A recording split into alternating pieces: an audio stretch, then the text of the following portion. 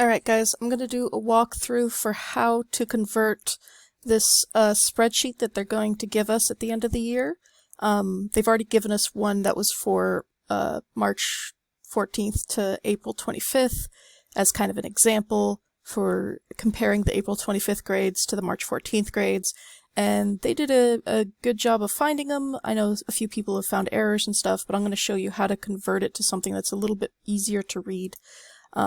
Like this one that I use here, it's color-coded to show the students that have actually dropped and what their grades would be given the 5% loss and all that kind of stuff.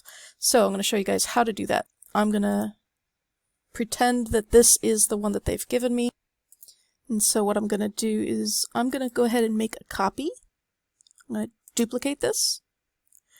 So that'll be, this is from 3/14 to the date that I'm working on this, which happens to be 5/20. Yeah, it's May already. Wow. And so I'll do another one of these when the final grades come in. And so in order to do this, I'm going to take a look at what my final grades are. And so I'm going to make a new one down here where I'm going to pull the grades from Powerschool. And it's possible that they will give the grades to us, and it's possible that they won't give us the spreadsheet again.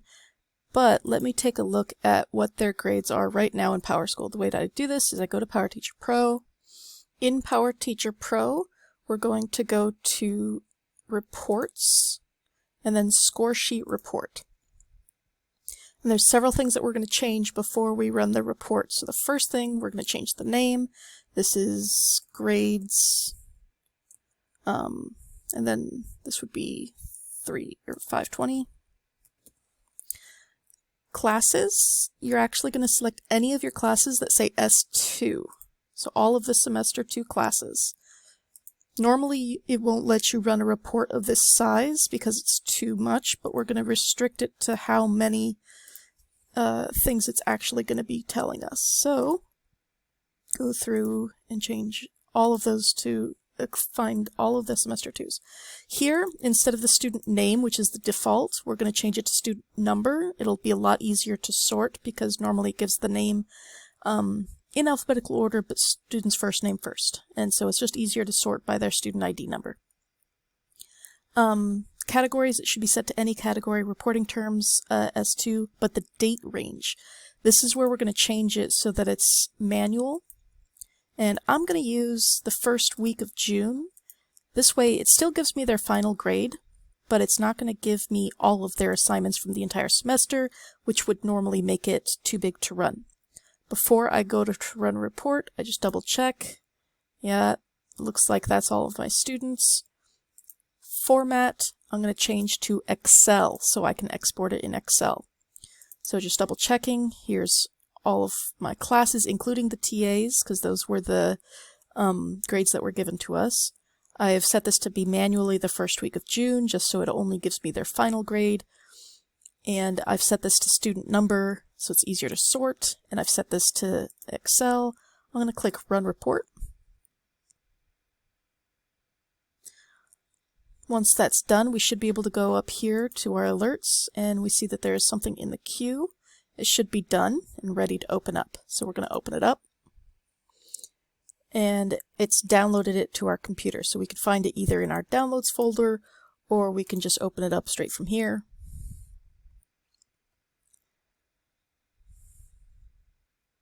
Now it usually starts where it's like, hey, you can't edit this yet, so we're going to click Enable Editing, and it's given me each of my courses in a different sheet, which isn't super useful. So what I'm going to do is I'm going to take all of them one at a time, and I'm going to copy them over to the first one. So let me go all the way to the first one, and this will probably be easier for people who have less teacher's aides.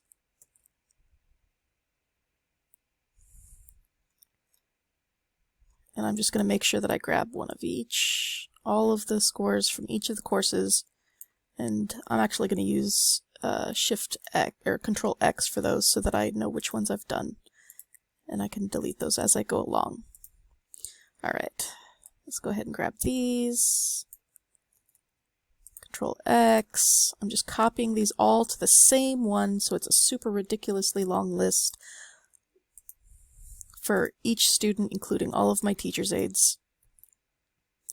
And they're all going into this one thing here.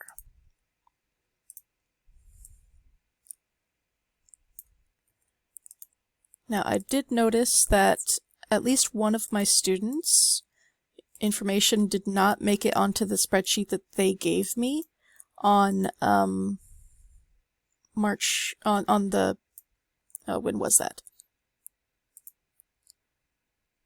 4/25. One of my students, I have another student in astronomy who's not mentioned in here.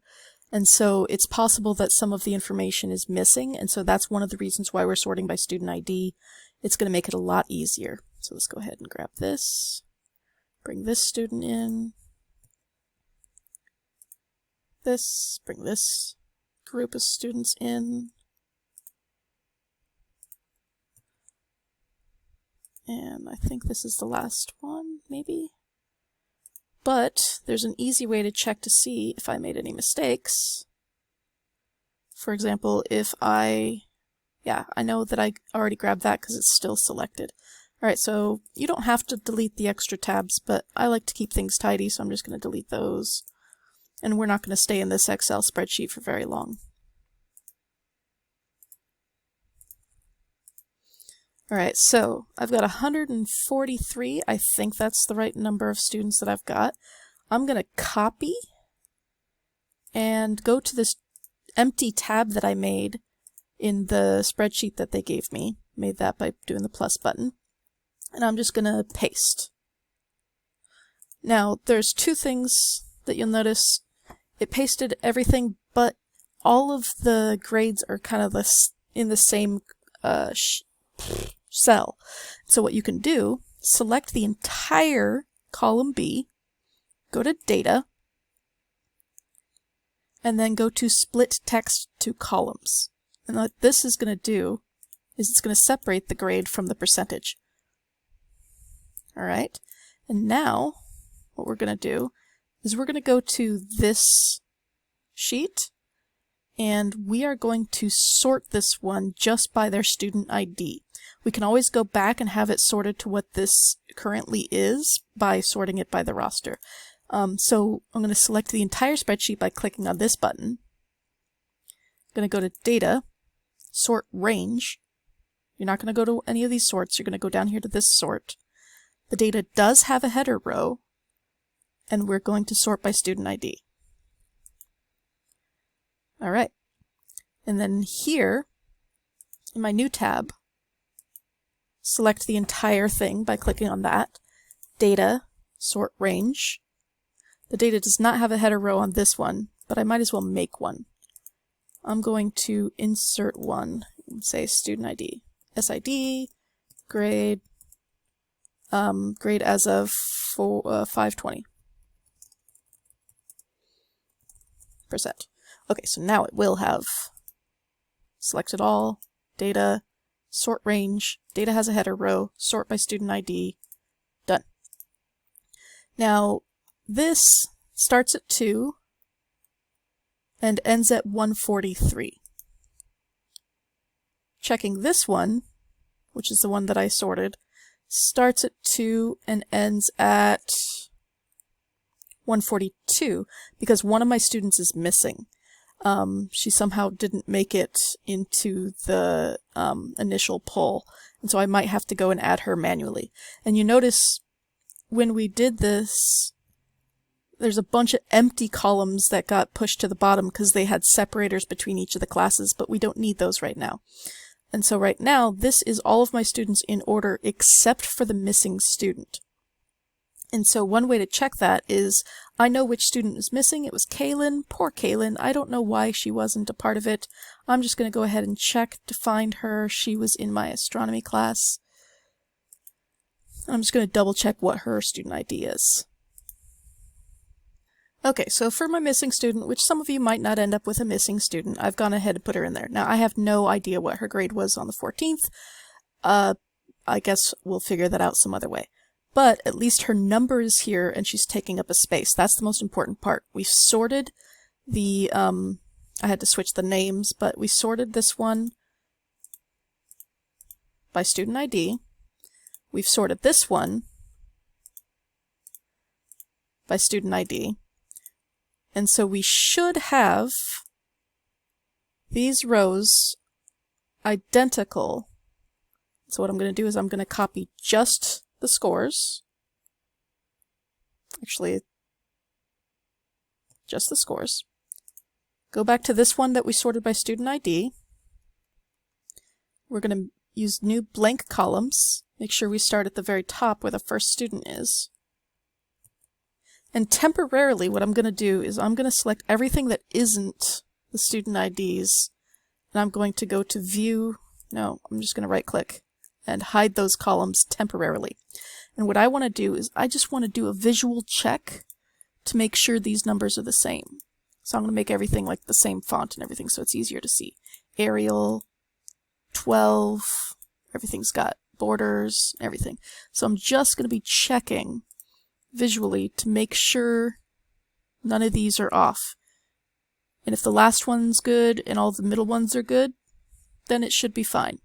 Looks like none of them have gotten misplaced. The student who was missing at least has a score. I'm not worried about what her score was on the 14th since she does so well in my class.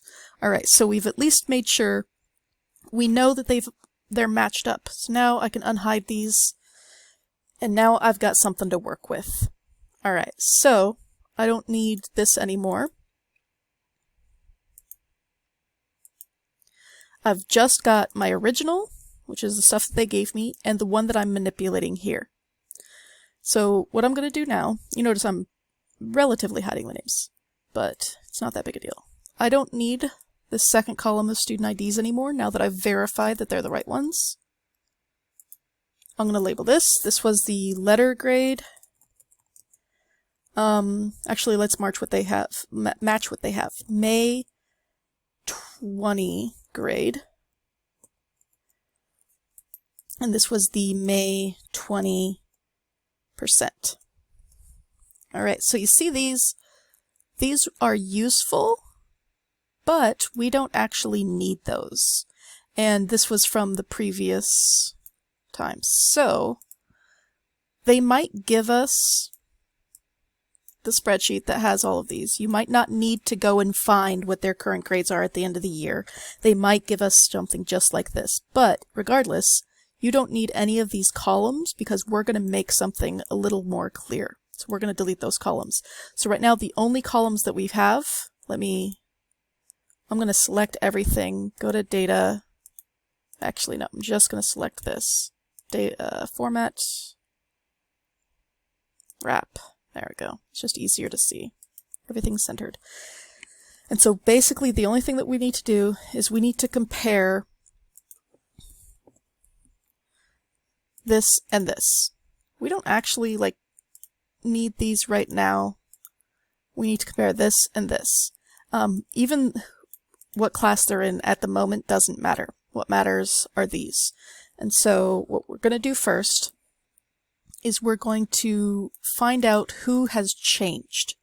One way to do that, it might be difficult for the thing to read the fact that this has a percentage, so I'm going to select that entire column, Control F to find, and I'm going to go to more options. I'm going to find all of the percentages and replace them with nothing. Alright, 143. Done. Alright, I am going to go ahead and put it back in here. But now these match.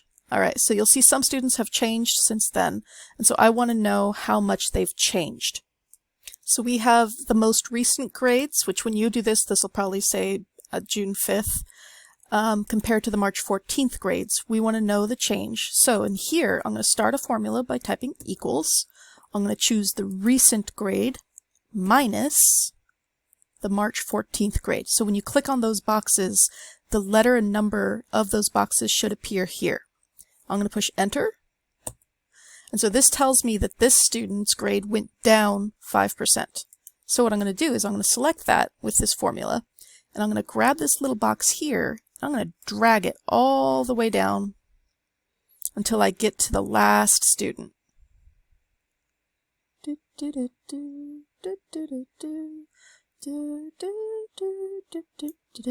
we go. And so this tells me how much each student's grade has changed.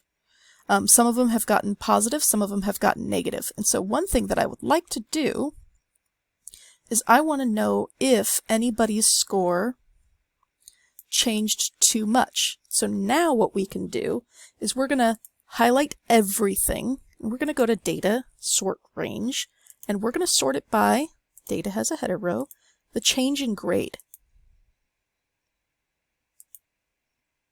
So this student changed the most, and so what we're going to do is we're going to go all the way down to anybody that's down more than 5%. If it's gone down more than 5%, what we're going to do is we're going to grab those, and these are the students whose grades aren't going to be this. So what I'm going to do, I'm going to make another column called Final Grade,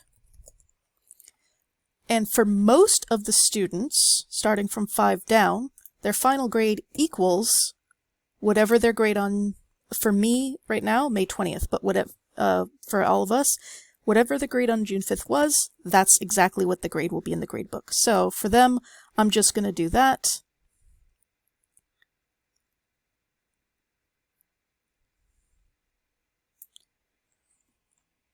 Even the student that was gone, I'm pretty sure it hasn't gone down 5%. I think we're good on her. But these ones, we're going to do a different formula. So for this, it was just equals, and then that final grade. If it's difficult to tell which column it is, I'll show you a trick. You can go to View, Freeze, one row. There. Now every time we scroll down, at least the columns will still be there. Or the column titles. Alright, so for all of the students whose grade changed less than negative 5% or 5%, their grades are just going to be whatever they have. So that's their grade. For everybody else, the lowest that their grade can go is going to be equals to their March 14th grade minus 5. And so I'm going to grab that and drag it. And these are the final grades for all of the students. Now there are exceptions where it can't drop from a D to an F, so there's still a little bit more that we need to do. And so what we need to do is find out of all of these students whose final grade would be an F. So I'm going to select them all, and now I'm going to Data, Sort the Range by final grade. And so these are the students that are the lowest, and what I want to check is, will this give them a grade lower? Does this letter change to a different letter? Alright, so these are the Fs here. The Fs are staying Fs. Nothing has changed for those ones. For this one, an F went to a D, which is a good thing. This one, a C went to a D, which doesn't apply in this scenario. A D went to a D. This F went to a D. So what I'm looking for is, did anything go down from a D to lower than a D? And so what I want to look for is anybody here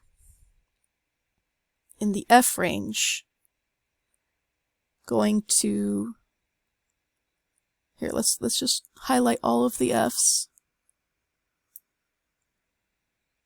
in a nice light pink. Nope, that's not a highlight. A nice light pink. And if any of them weren't Fs before, but they are Fs now, those kids do have an exception where if it drops 5%, they can't go from a D to an F. If that also applies to from C's to D's, you would check here, and anybody that had a C before but a D now, that might be different. And so I'm blanking on the policy at the moment, but sorting it this way. And so what I'm going to do is I could go through and manually highlight each of these. And so let's make that a light orange. The C's can be light yellow. The B's can be a light green. And then the A's can be a light blue. Oh no, her grade's gone down 1%. Alright, so these are the final grades, and we're mostly concerned with these students here. These are the students that we would need to check to see if they're seniors. None of these have gone down to change from a D to an F. But there have been a couple C's that have become D's, and so I might need to go and check those out. Interesting. This one... oh, yes. And so this technically wouldn't be a D anymore. So we can actually give them their letter grades this way, while it's still sorted in this way. So, letter grade final. These are D's, D, D, D. As long as you do a couple of them, you can grab all three and drag them down. Grab draw a couple of them, grab them, drag it down. You don't have to do this part since you're only putting in the percentages, but it kind of helps for the visuals. And so basically this way of sorting it will show you which students need to be manually changed and which ones don't. So the only ones that got manually changed are the ones that have the changing grade more than 5%. So if you're not sure how to do that, what you could do is sort your classes, or just sort the whole thing by the changing grade again when you're ready.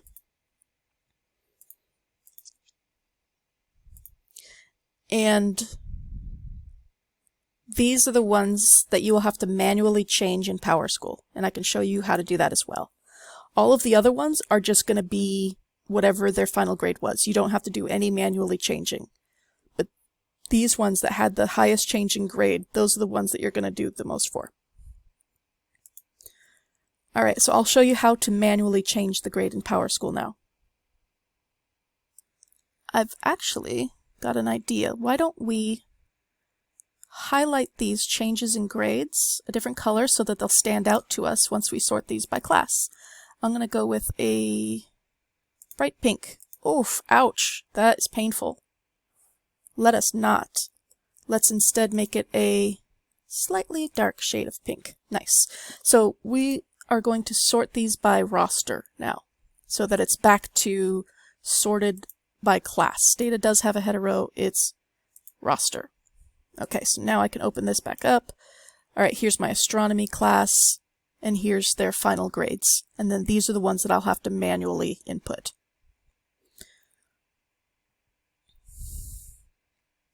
All of the ones that don't have that dark color are just staying the way they are. We should also sort these by the student's name. So if we go to data, sort range, data has a header row, roster, add a column, name. And that will sort by their last name. So now it should be in the same order that would be in the gradebook, but you can always double check the names since those are the only ones that you're going to be checking. There, they're much more distributed. Alright, so what we're going to do is we're going to open up Powerschool. We're going to go ahead and go to grading, and then score sheet. And so you can look at the course grades here. And if you click on these, it'll actually open up this over here. Joseph did pretty good, but, you know, maybe he dropped more than 5%. I don't think he did, but you would check your scores and see, let's see, this student is actually an 80 and not a 79, that sort of thing. And you would go in and manually change it here. So I could change this to something else instead of his actual grade. And you see how this says that it's been edited. Here, maybe it's a B, so I would change that.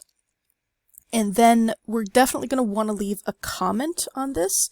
You can add the comment down here, or you can look at the comment options that CV has.